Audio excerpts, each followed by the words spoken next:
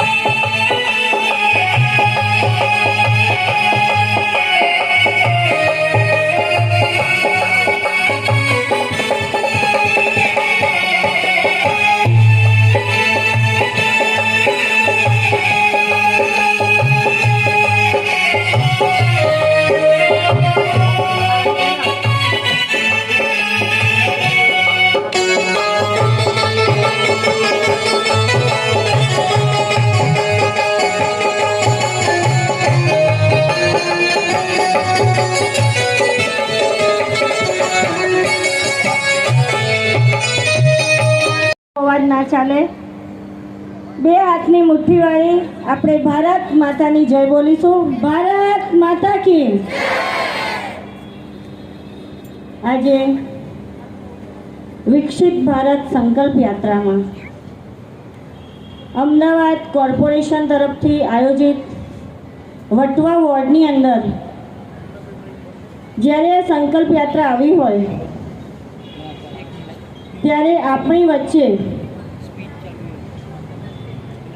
આપણા જેમને પહેલાં તો વટવાની વિકાસની ગાડી પ્રદીપસિંહ જાડેજા સાહેબને કેમ ભૂલાય, તેમને આપણા વટવાની વિકાસની ગાડી જે ટોપ ગિયરમાં ચલાવી છે ને એ ગાડીના આગળ ધપાવવા માટે આપણા ધારાસભ્ય શ્રી બાબુસિંહ જાદવજી, તેમની સાથે પધારેલા વટવા વિધાનસભાના પ્રભારી ચંદ્રાવતીબેન, વટવા વોર્ડના પ્રભારી રમણભાઈ, મારા સાથી કાઉન્સિલર ગિરીશભાઈ જેઓ સ્ટેન્ડિંગ મેમ્બર પણ છે, સાથી કાઉન્સિલર સુશીલભાઈ, સરોજબેન, વટવા વોર્ડના બંને મહામંત્રી પ્રતિકભાઈ, જિજ્ઞેશભાઈ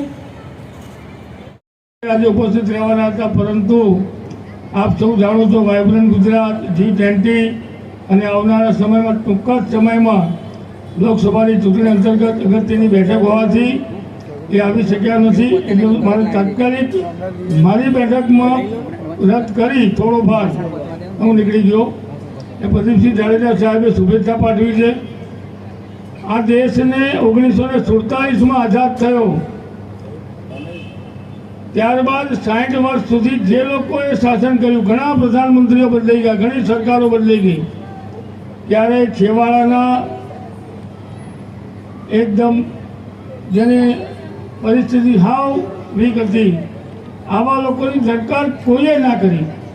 ફક્ત ને ફક્ત મતનું રાજકારણ કરીને દેશ ઉપર 60 વર્ષ રાજ કર્યું.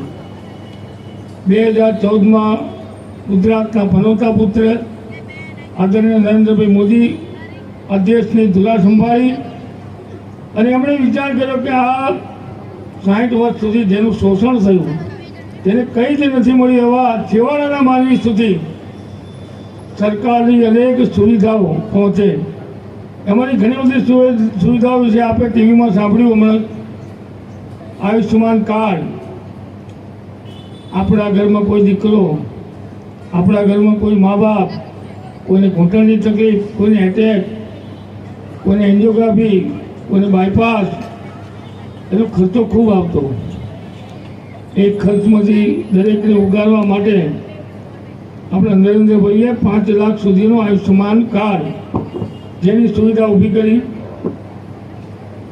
એ સિવાય એને પછી કાર્ડ અંતર્ગત તમામ લોકોને મફત અનાજ મળે એવી સુવિધા ઊભી કરી. ઉજ્જવલા ગેસ યોજના, મને ખ્યાલ છે, હું ગામડામાંથી આવું છું. મારા માતૃશ્રી સવારમાં 5 વાગે સાંઠી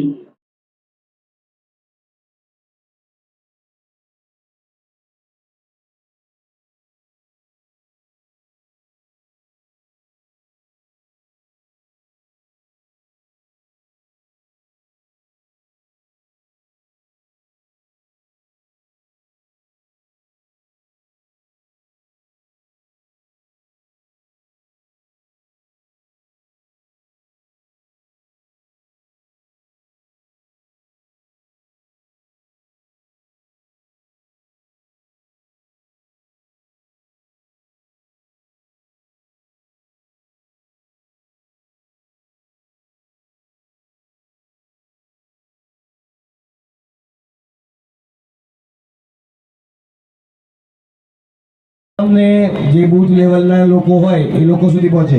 હવે આપણે પ્રધાનમંત્રી માતૃવંદના યોજના હેઠળ લાભ મેળવનાર પરમાર સંગીતાબેન રમેશભાઈ કે હા આપણે કોમલબેનને વિનંતી કરીએ કે એમને આ સ્કીમ વિશેનો પ્રતિભાવ આપશે. મારું નામ કોમલ રંજીતભાઈ મિશ્રા છે. હું પિકનિક પાર્ક વટવા સોસાયટીમાંથી આવી છું.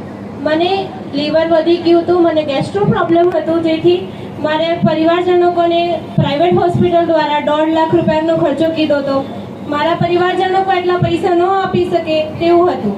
એના પછી મને આશાબેને આયુષ્માન કાર્ડની માહિતી આપી. પછી મેં નજીકના હલબદ હેલ્થ સેન્ટરમાં જઈને મારું આયુષ્માન કાર્ડ કઢાવ્યું.